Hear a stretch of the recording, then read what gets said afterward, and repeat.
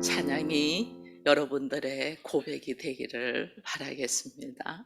이제는 아버지 집에서 영원히 거하는 우리가 되기를 축원드립니다. 새벽 기도 우리 기간에 요한복음을 계속 나누었잖아요. 제가 오늘 말씀 본문을 더 깊이 묵상하면서 이 고난 기간에 이 말씀을 다시 한번 더 나눠야 되겠다 해서 오늘 왜 예수님이 죽으실 수밖에 없는가라는 제목을 가지고 같이 한번 또 더 다시 하나님의 사랑을 경험되기를 바라고, 또 우리는 얼마나 무지하고 어리석고 또 들을 기가 없는가 또 보시기를 바라겠습니다. 그래서 사실은 예수님이 손에 쥐어줘도 우리는 잘 몰라요. 그리고 바로 앞에 서 있어서 눈으로 봐도 보지를 못해요. 주님이 말씀하시도 듣지 못하는, 내가 소경이고 기머거리였구나라는 것들을 이 요한복음에서 얼마나 말씀하는지 몰라요. 여러분, 요한복음은 물론 작게 나누면 더 분리가 될 수 있지만 크게 나누면 이 1장에서 10장까지 예수가 누구냐? 약속하신 메시아다. 근데 그 메시아가 어떻게 어린 양으로, 속죄 양으로 죽을 수밖에 없는 이유를 이야기하는 것이 이 10장까지 말씀이에요. 그리고 이제 11장에서 마지막 21장까지는 그 예수가 실제로 죽으시고 부활하신 말씀을 적는 거예요. 그래서 우리가 요한복음 1장에서 우리가 알지만은 찬빛 세상에 와서 각 사람의 깊이되 사람들이 안다 했어요, 모른다 했어요? 사람들이 모른다 그랬어요. 그 세상에 세상을 창조하신 하나님이 계시는데도 사람들이 그 하나님을 알지 못한다. 심지어 제자들도, 자기 백성들도 영접하지 않았다 이랬거든요.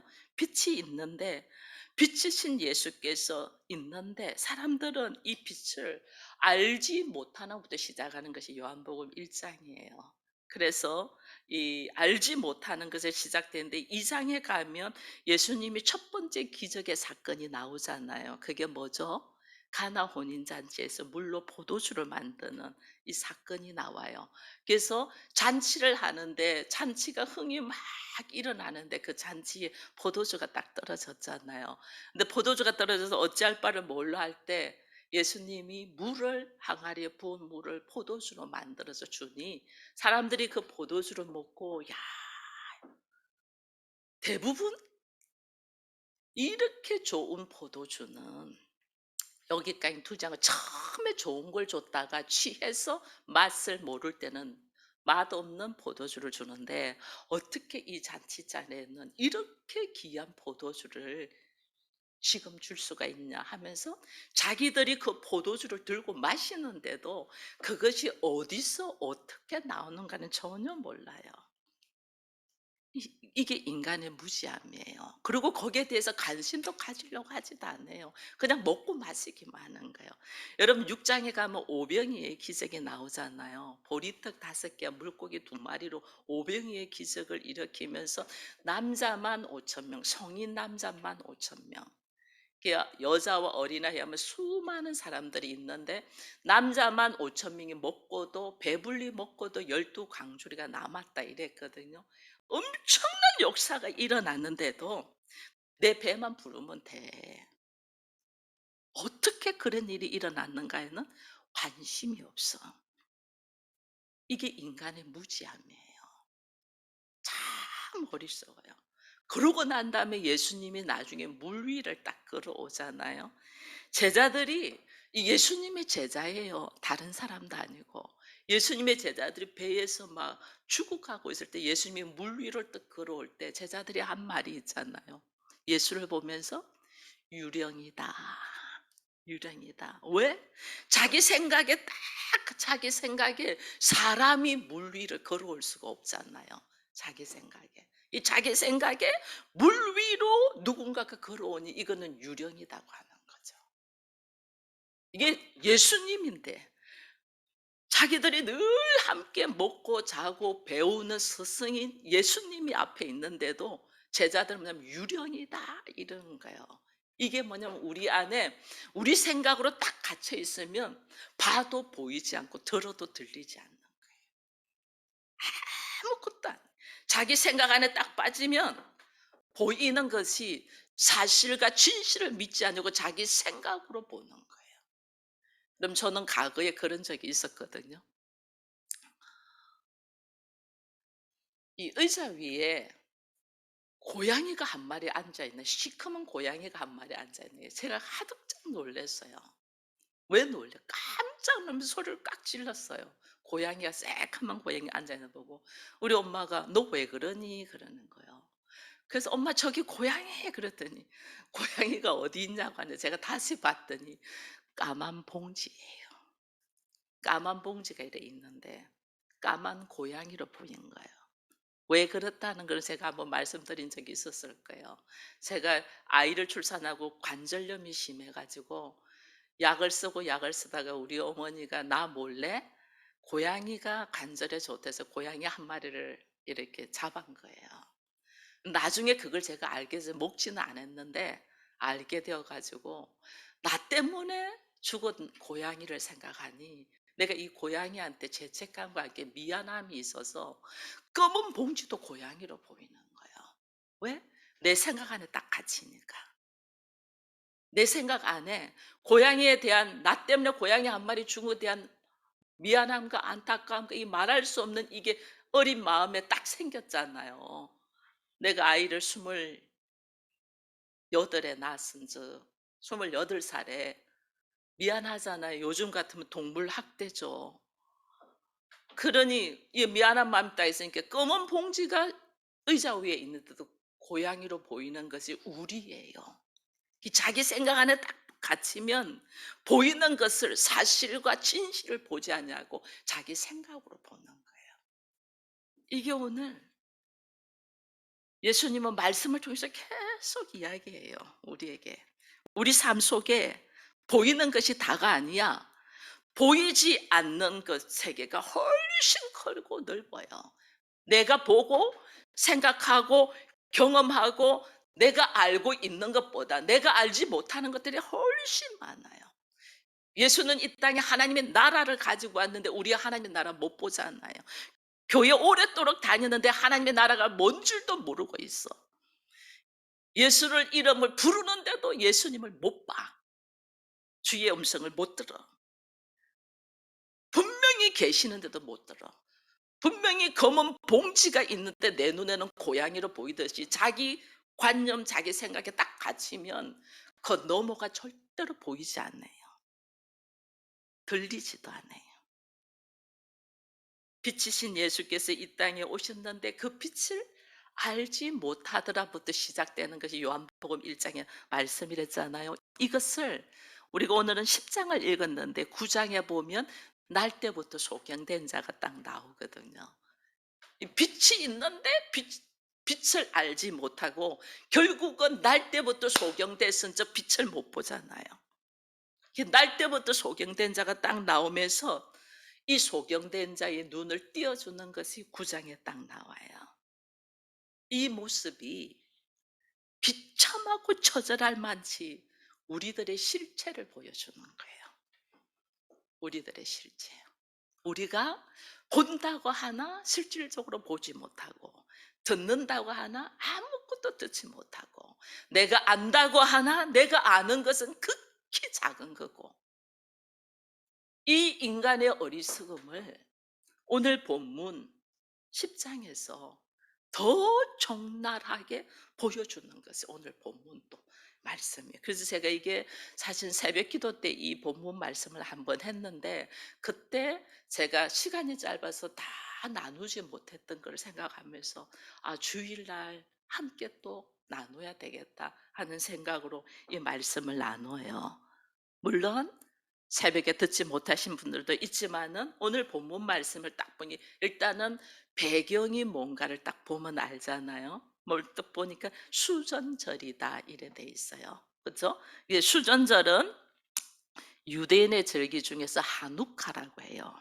이 하누카라는 것은 율법에서 요구된 절기가 아니고 마카베오 가문, 마카베오라는 이 사람이 성전을 보니까 너무 더러워.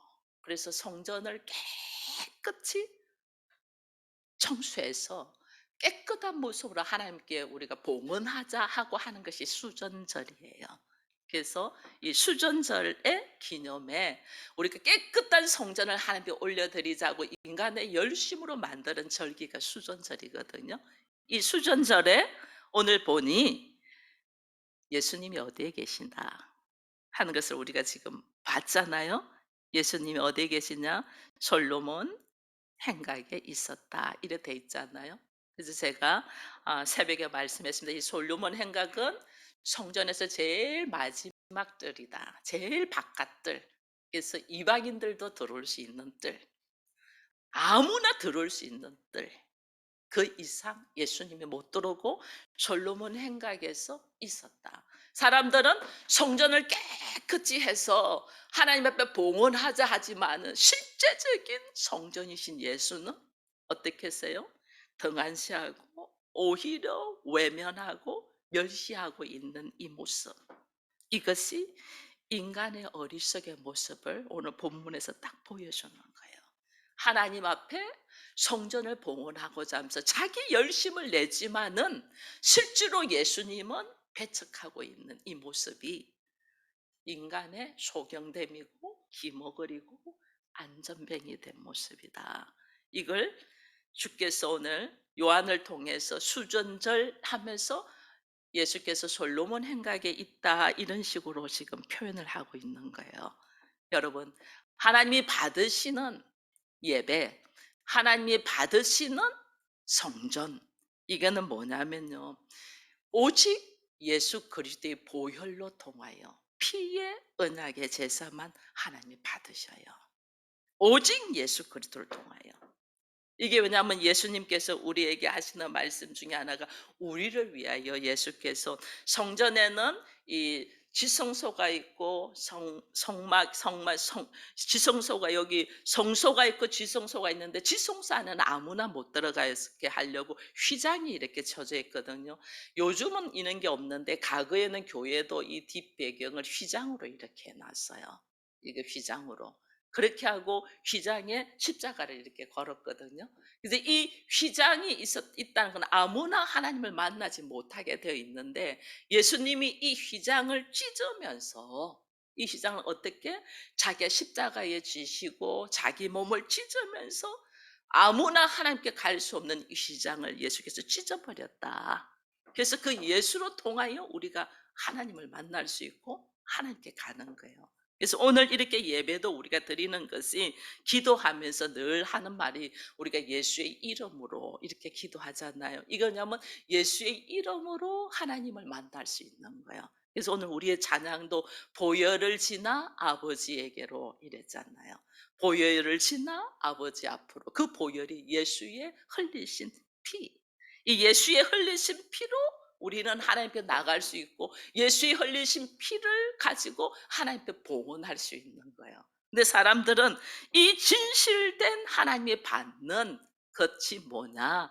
예수 그리스도의 보혈로 깨끗하게 우리가 입어서 우리가 나가는 걸 받는데 자기 열심으로 성전을 깨끗이 청소했다고 하나님께 봉헌하는 거죠. 이게 얼마나 어리석은지 몰라요. 인간의 어리석음. 우리도 다음 주 부활절 주일에 우리가 하나님 앞에 찬양과 함께 예배를 드리면서 우리가 대청소하자고 그랬거든요. 대청소로 이 어두운 부위에 어떻게 청소할 건가가 아마 나중에 고 목사님 게시판에다가 붙여 놓을 거예요. 붙여 놓을 건데 근데 주일날 그냥 일반 청소하듯이 청소하는 것이 아니에요. 이사 온 지 우리가 1년이 지나다 보니 싱크대며 어디며 다 이렇게 묵은 때가 있는 거를 다 닦아야 돼요. 그래서 바닥도 그냥 대충 닦는 게 아니라 주방 바닥은 물 청소해야 되고 이 바닥도 묵은 때를 닦아내는 걸 하고 창문도 다 닦고 이렇게 해야 돼. 그래서 여전도에서는 묵은 때를 닦아내는 세제 같은 거 이런 것들 준비하고 해서 전부 다 모든 교인이 청소를 할 거예요. 누구 어린아이 할 거 없이.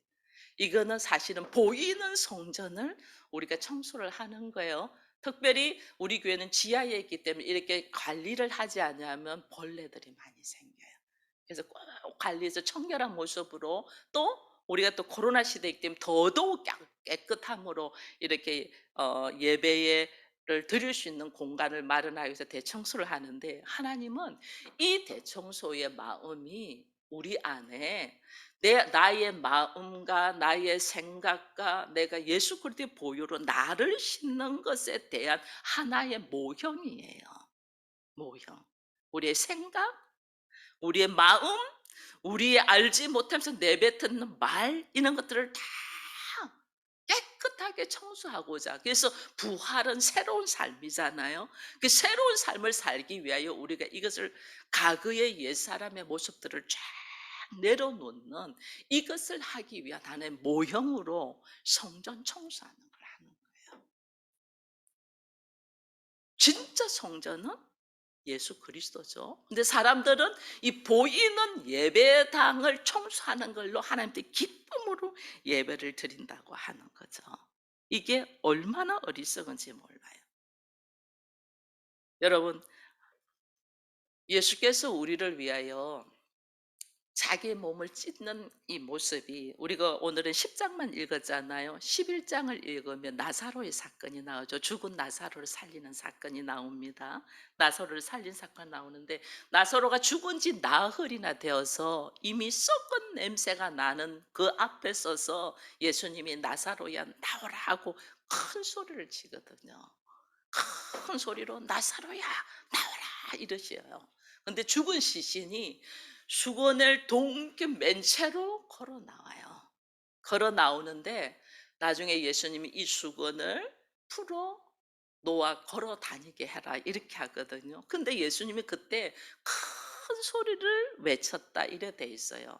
왜 그러냐면 이 마음이, 그 죽은 자를 살리기 위하여는 반드시 대가를 지불해야 돼.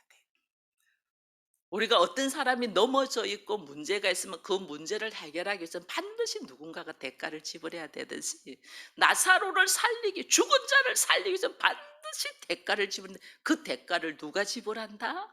말을 하는, 나사로야 나오라라고 말하는 예수께서 지불하기 때문에, 내가 너를 살리고 내가 죽을 것이기 때문에 큰 소리로 외칠 수밖에 없는 거예요. 그 큰 소리는 이 안에서 울부짖음과 안타까움과 불쌍함과 함께 나의 죽음의 순간을 생각하니까 그 큰 소리로 지를 수밖에 없잖아요. 여러분 생각해 보세요. 내가 너 대신 죽어줄 거고 내가 너를 살리기 위하여 말하는데 그냥 나서로야 나와 이렇게 하겠어요. 너를 살리고 내가 죽을 텐저 너는 나와. 이 안에서부터 나사로야. 사람들은 나사로 나온 것만 좋아하죠.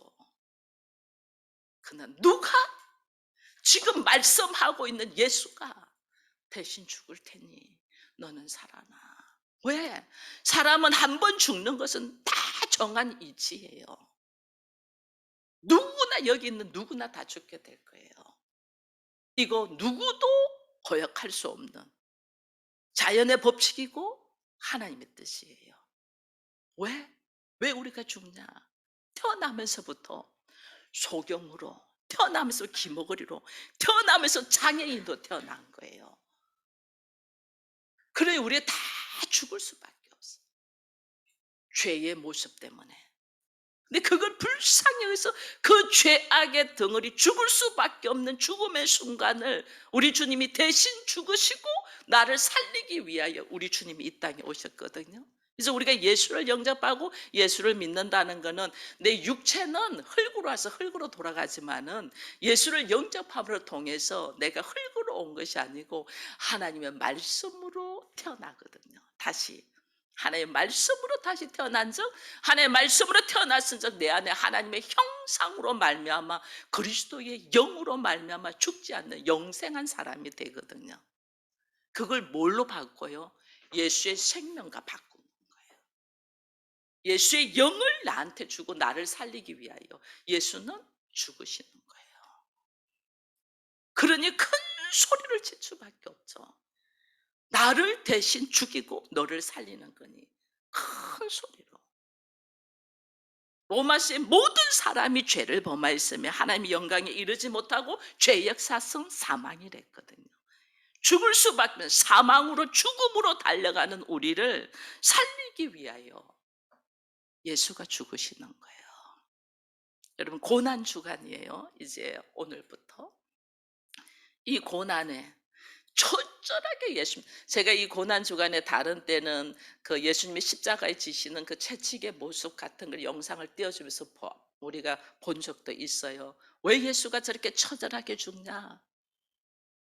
내가 그렇게 비참할 만큼 보지도 못하고 듣지도 못하고 고집 피우며 죄악 속에서 허덕이고 있으면서도 나는 잘 보고 있어, 나는 잘 들고 있어, 나는 괜찮아, 자기 주장만 하고 있은저 처절하게 예수가 십자가에 지시면서 죽어주시는 거예요.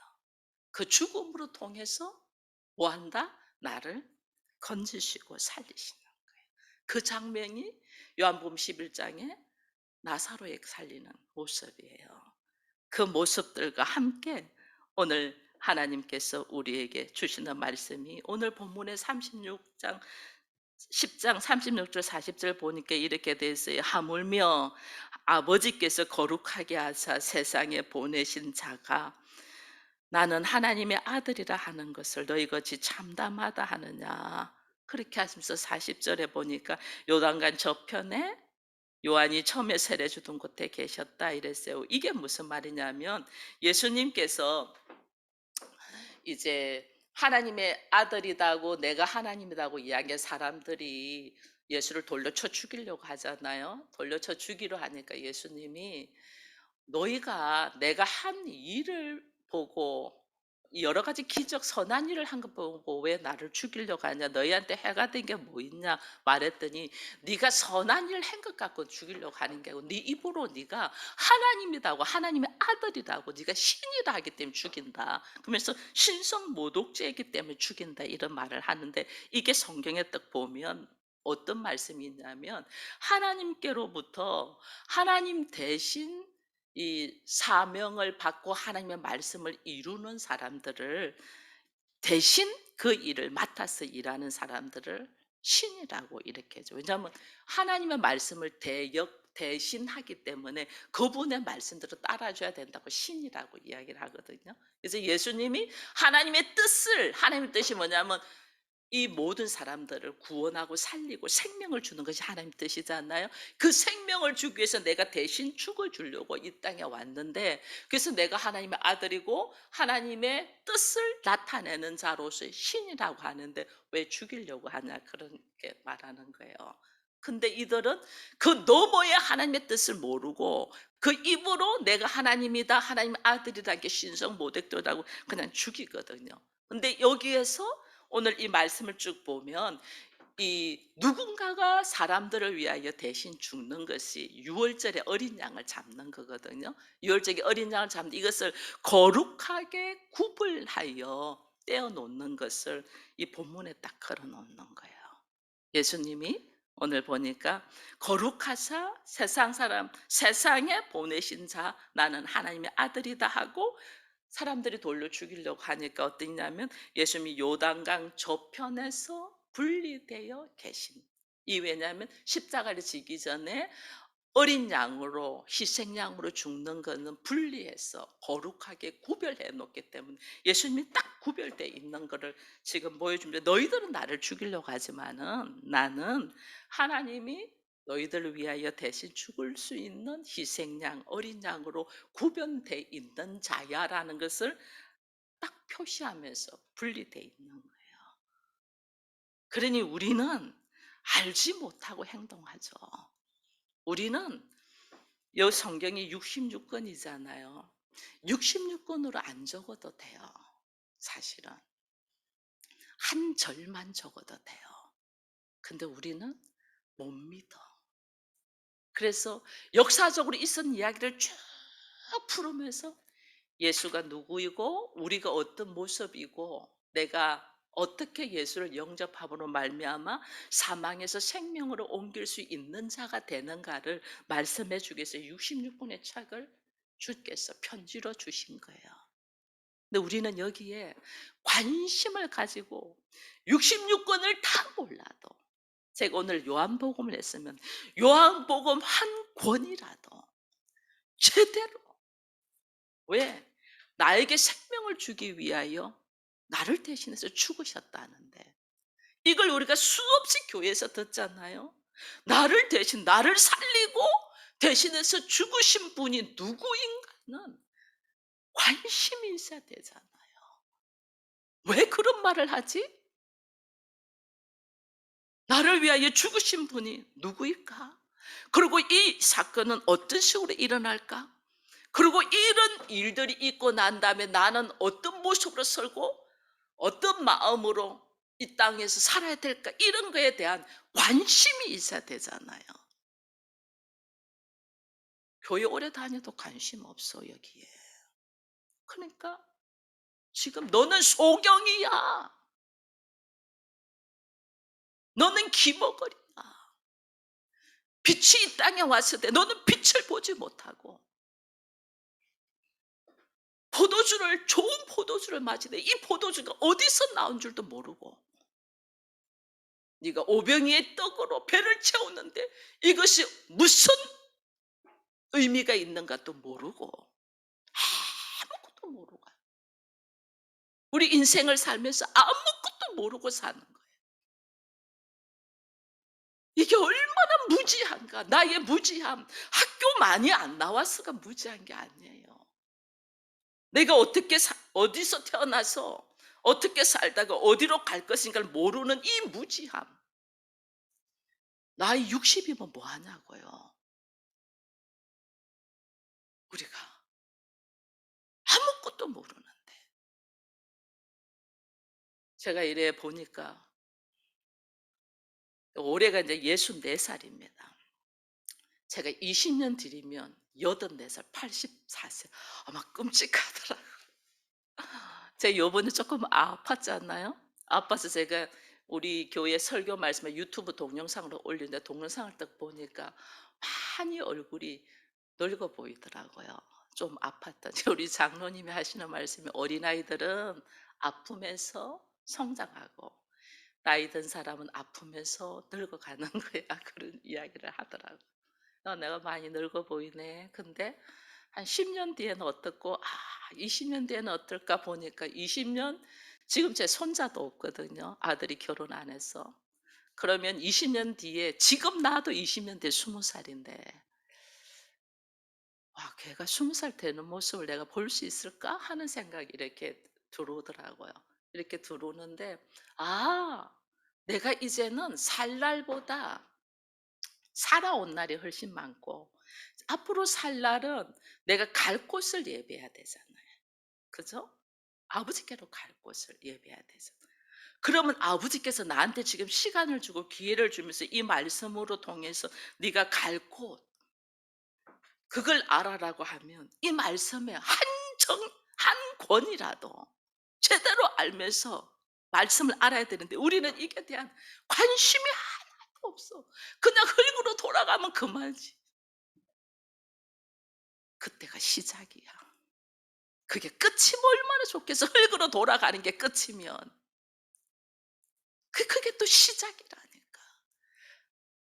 대학교 졸업하면 우리는 모든 것이 끝나고 좋을 줄 그때부터 시작이고, 결혼하면 다 된 것 같아도 그때부터 시작이고, 직장 다니다가 은퇴하면 다 끝난 애들 그때부터 진짜 시작이고, 시작이잖아요. 죽으면 끝난다? 아니에요. 그때부터 또 시작이에요. 그 시작을 지금 알아라는 게 그 시작이 뭔가를.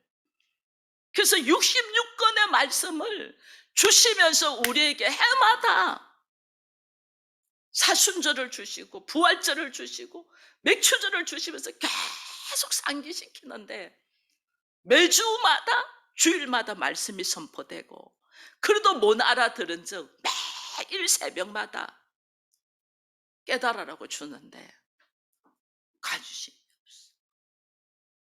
피리를 부르도 춤추지 않고 애곡 곡해도 울지도 않는, 그게 뭐의 기모거리지.